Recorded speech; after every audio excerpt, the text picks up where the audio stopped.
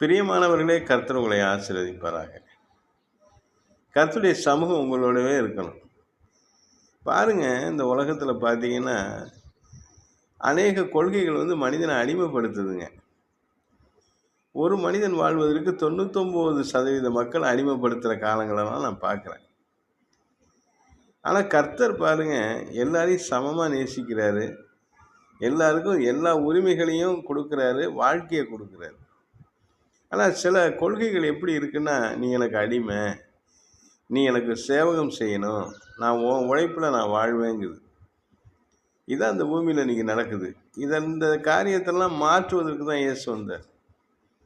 யாரும் யாருக்கும் அடிமை இல்ல. நீ பாவத்துக்கும் அடிமையா இருக்க வேணாம். கெட்ட பழக்கவழக்கங்களுக்கு அடிமையா இருக்க வேணாம். வேற பக்கத்துல இருக்க இன்னொரு மனுஷனுக்கு நீ அடிமையா இருக்க வேணாம். ஒரு மனிதன் தொட முடியல. ஒரு மனிதன் இன்னொரு மனிதனுடைய சமூக தெருவுல நடந்து போக முடியல. ரொம்ப கேவலமான வேலைகளை செய்யும்படியா மனிதன் பணிக்கப்படுறான். மற்ற மனிதனுடைய அசுத்தத்தை சுத்தம் பண்ணும்படியா மனுஷனுக்கு மனுஷனை அடிமையா வைக்கிற காலங்கள்லாம் இருந்திருக்கு. இன்னமும் அதை செயல்படுத்தணும்னு சில பேர் விரும்புறாங்க. இயேசு எல்லாரையும் சமமா நடத்துறாரு. நம்ம போட்டிருக்க துணியை நாம துவைக்கணும். ஆனா அதுக்குன்னு ஒரு சமுதாயம்.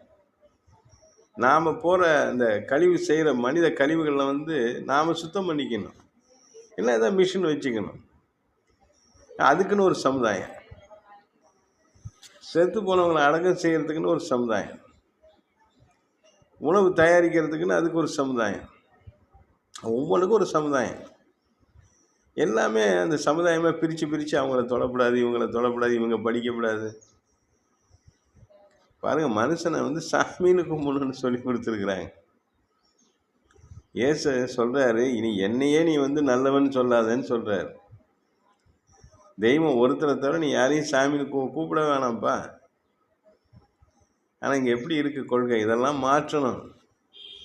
இதை மாற்றும் பொழுது கஷ்டமா இருக்கு. இயேசு கொண்டு வருகிற நல்ல காரியங்கள் எல்லாம் சமம். எல்லாரும் சமம் தான் இயேசு சொல்றாரு. எல்லாரும் சமம். யார் வேணாலும் கர்த்தரை ஆராதிக்கலாம். யார் வேணாலும் கர்த்தருக்கு ஊழியம் செய்யலாம். இவர் தான் கடவுளுக்கு சேவை செய்யணும்னு சட்டம் கிடையாது. இயேசுக்கிட்ட எல்லாரும் சமம். எல்லாருக்கும் எல்லா ஆசீர்வாதங்களும் அவர் கொடுக்குறாரு. அது மாத்திரம் இல்லை, நித்திய ஜீவனை தர்றாரு. மனுஷன் மரணத்துக்கு அப்புறம் திரும்பலாம் பிறந்து வர்றதில்லை.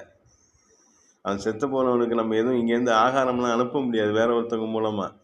கர்த்தர் உங்களுக்கு நித்திய ஜீவனை தருவார். அல்லேலூயா.